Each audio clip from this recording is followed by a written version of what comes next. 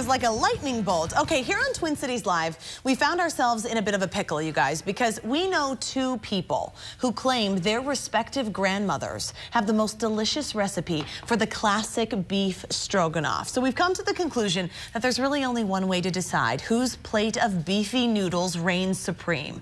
Ladies and gentlemen, welcome to the first ever Stroganoff Off.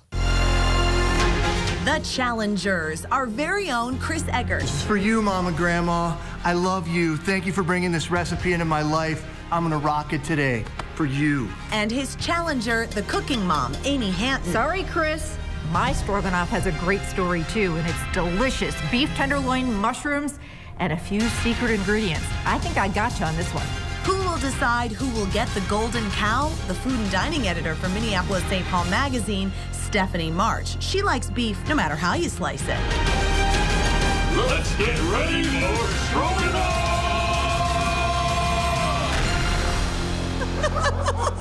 Oh my gosh, Steph. My. We spare no expense here at Twin Cities Live. This is high value production. I know. Okay, what do you look for in a great stroganoff, Steph? Because you're the judge here. This is going to get intense, and there's been a lot of smack talking today. Well, you know what? It's a classic dish. Yeah. You know what I mean? So I don't want it to get too crazy. I don't want it to go off the charts. I'm looking for comfort. I'm looking for hominess. Beefy. It's got to be beefy. Okay, this is true. Amy Hanten, the Cooking Mom, is our first competitor today. Amy, show us what you got. What are you starting with? I'm super excited about this. This is quick and easy, too. It's a quick fix. So you can come home after work, 15, 20 minutes, dinner on the table, and it's kind of a little bit fancy. It's my grandmother's recipe, near and dear to my heart. This is what she served at all her dinner parties. She was known for it. She passed away a few years ago, but I am carrying on the stroganoff tradition. You're pulling on the heartstrings, Amy. I am.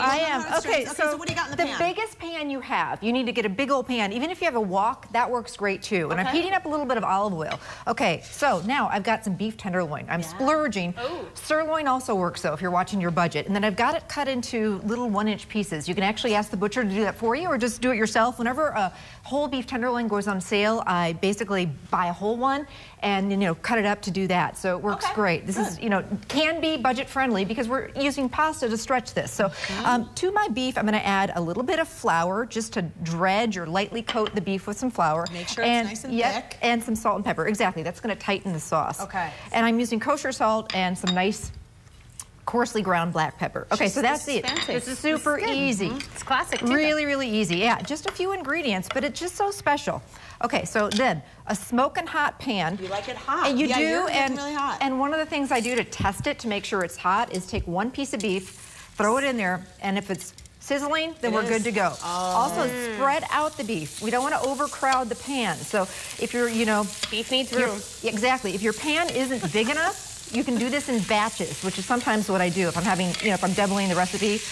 I wonder if Chris is feeling a little intimidated. I mean, she's throwing out beef tenderloin.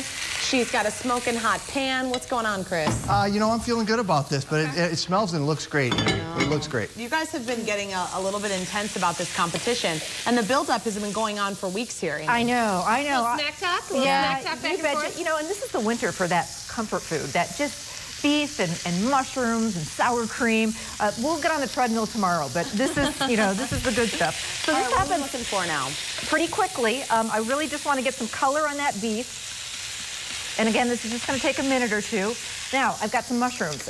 Baby bellas work great. Slice those up, or just button mushrooms. Okay. Wash them with a damp rag or a clean paper towel, damp paper towel. Don't throw them under the running water. That's not the way to wash them. Soggy. One of my secret ingredients, a little bit of cognac. And then tomato paste. Don't buy the cans of tomato paste because we only need a couple tablespoons. Start buying it in a tube. It's like a tube of toothpaste. Then you can take out what you need when you need it. I know. I've wasted cans of tomato paste by doing that. By using 2 tablespoons and then, Oh my gosh, this is good. It is smelling good. Smells so good. Okay, so now I'm going to take my beef. After it's nice beef tenderloin, so it doesn't have to be all the way cooked through. Just like a steak, it can be more medium rare. Depends how you like it. I'm going to get it out of the pan, and I'm going to add a couple tablespoons of butter. Okay. Again, we're starting the diet on another day. This is not the New Year's resolution food, that's for sure. Okay, so we're going to do a couple tablespoons of butter in here. You can certainly cut back if you want to. I don't know why you would, but some onion, finely diced onion. That wouldn't be adhering to your grandmother's wishes. And then I've got some mushrooms. About 8 ounces of sliced mushrooms. You can cheat a little bit and buy the pre-done mushrooms that's already sliced if you want to take a shortcut. Smelling good, isn't it, ladies? Oh, gosh, I know. And I kind of season as I go, so a little bit more salt and pepper with the mushrooms. Yeah, just keep and it the going. onion. And then the sauce, I'm sure, is going to start to come together after right now this. we're actually going to do the sour cream. Okay. How much sour cream are we doing? About 2 cups. Oh, hey mama. there. Hey there, hold there. I like it. You can use light, though, if you want to, lighten it up a little bit. Beef I don't stock. believe in light sour cream. You know, Yeah. A little bit of beef stock. beef stock. Good. Here's where our tomato paste comes in. Comes in. A couple tablespoons of that. That's just going to kind of give it some depth of flavor, makes it umami really is nice what and that's rich. gonna get. Yeah. And kind of, boost up the color, too. And we've got cognac, and it looks like you're going to do a we're little gonna bit of fresh parsley, too. Yeah, at a the little bit end. of fresh parsley or chives on top just to Yeah. finish off the dish. Here's where our cognac goes in. A couple And do tablespoons. you use the classic egg noodles, Amy? You know what? I kind of splurged, and this is another reason why I think Chris is going to go down. My family loves the Amish egg noodles, and they're not that much more expensive. You can get them right at the grocery store, but they're just a little bit more fancy, and they're really hearty. So when I was making this dish, I was not going to hold back. We're on the Amish egg noodles. So again, in goes our beef. We're just going to put it right back in with the sauce. Yep. To finish cooking a little bit. Any juices that accumulate on that plate, get those back in there too. Those are great flavor. And we're almost to the finish you're line. You're going to finish that up and plate it up. And You I'm going to bet. get Chris going, okay? Sounds While you good. plate this up for us to Let's try. see Chris, it. you show us everybody, what you got. Cooking is not just about food, it's about memories, and it is about a story. And this is a story about my grandmother, and her name is Bonnie Como. I think we have a picture of her. This is Bonnie. She just celebrated her 80th birthday a short time ago. And Bonnie was a member of the Methodist Church in Gettysburg, South Dakota. And this recipe called Stroganoff Quickie comes out of the Gettysburg, South Dakota Methodist Women's. And I figured, Steph, since you kind of like the innuendo, I thought that, the quickie thing might be kind of nice. Super All right, good. so we are going to Amy's start. throwing plates, I think, to We're going to distract start. you. We're going to That's start our with a nice strategy. hot pan, and we're going to add a couple tablespoons of butter, one entire white onion. Look at how you Cook that up. presented your then onions. we're also going to take. I think it's an 8-ounce package of mushrooms. We're going to Okay. put that in there. And this part of the process is key to me. You want this to cook for quite a while, and you want to get the onions really nice and caramelized because the texture of this, to me, I feel like the onions shouldn't be crispy. I mean, obviously, shouldn't be. Yeah, I don't think I want crunchy onions in the stroganoff. Anyway, You want them, so like, soft and translucent. all right. Also want to add a tablespoon of garlic. I like to add maybe a little bit more than that. Yeah, that's okay. I'm not sure what the ladies of Gettysburg would think about that because they preferred that you added garlic salt to it because you guys are classy. I decided to sort of raise the bar on this a little bit. Went big with the jarred garlic. So, That is going big. interesting thing about stroganoff, it's a Russian recipe, and basically the first time anyone had even heard of stroganoff, there was a book that came out, a Russian cookbook called A Guide to House Women's Cooking. It came out in like 1861. Wow. And that recipe does not have any mushrooms to it.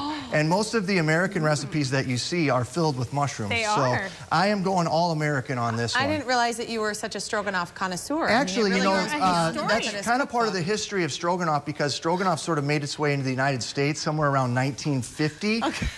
Because it was at a certain point in Russian food, everything kind of moved to China, and there were a lot of U.S. servicemen in World War II who were spending time over in China, in Hong Kong. So there's a Hong Kong version of stroganoff too. Wow. So then it came to America and it made its way to the Methodist women of Gettysburg, South Dakota. That's nice. So for me, stroganoff is not only a comfort food, it's sort of a forbidden fruit because my mom and stepdad, or my mom and I growing up would cook her mom's recipe. My stepdad didn't like it, so we only got to eat it on special occasions.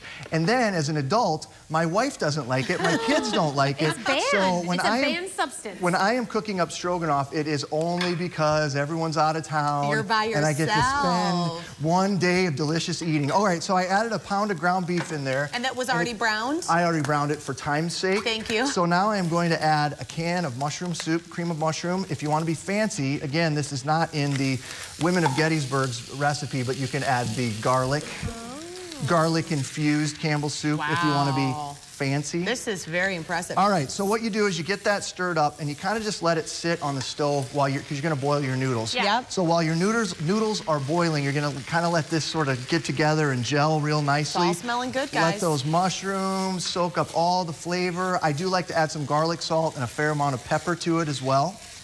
So you let that happen. So Chris is finishing this, and Amy's plating hers up. So Amy, you can bring it over because Steph is going to try it while.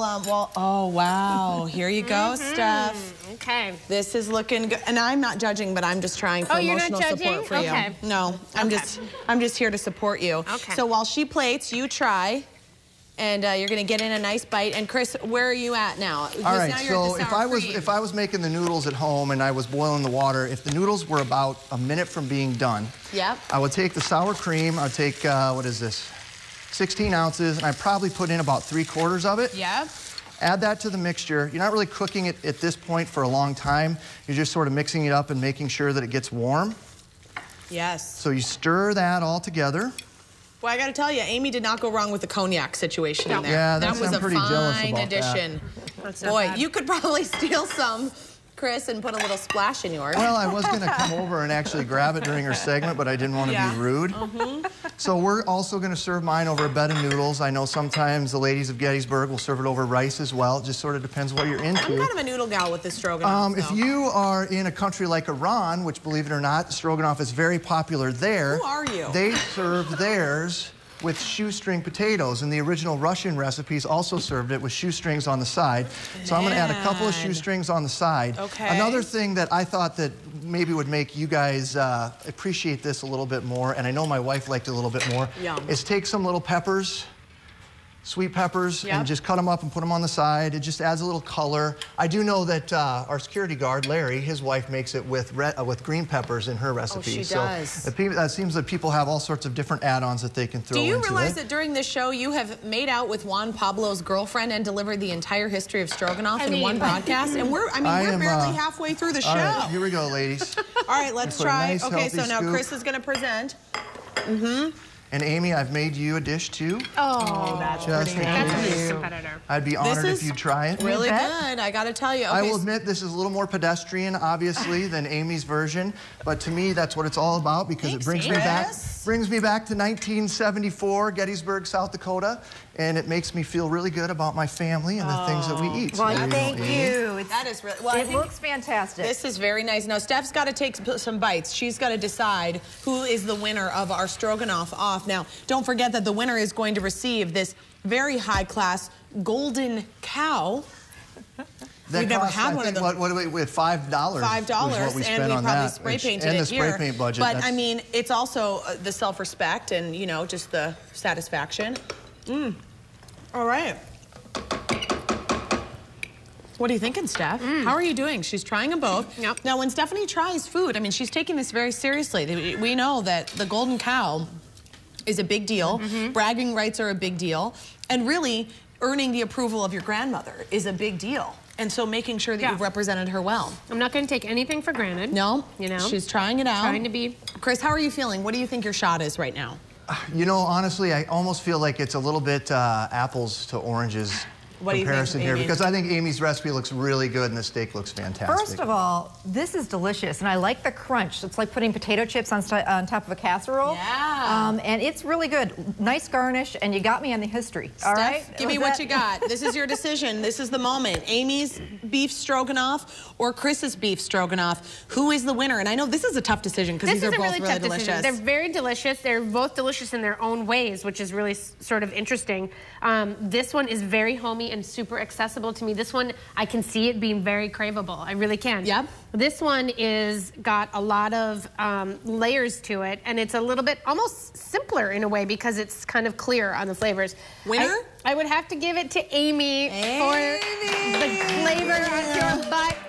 This is something that I would sit with on my couch and eat with you, maybe. Next time my wife's out of town. I can come over and we can have some beers and stroganoff. Way to go, you guys. You did a great job. These are both delicious. Amy. We're going to have both recipes on our website, TwinCitiesLive.com. Just go there and click on food. Coming up, we surprise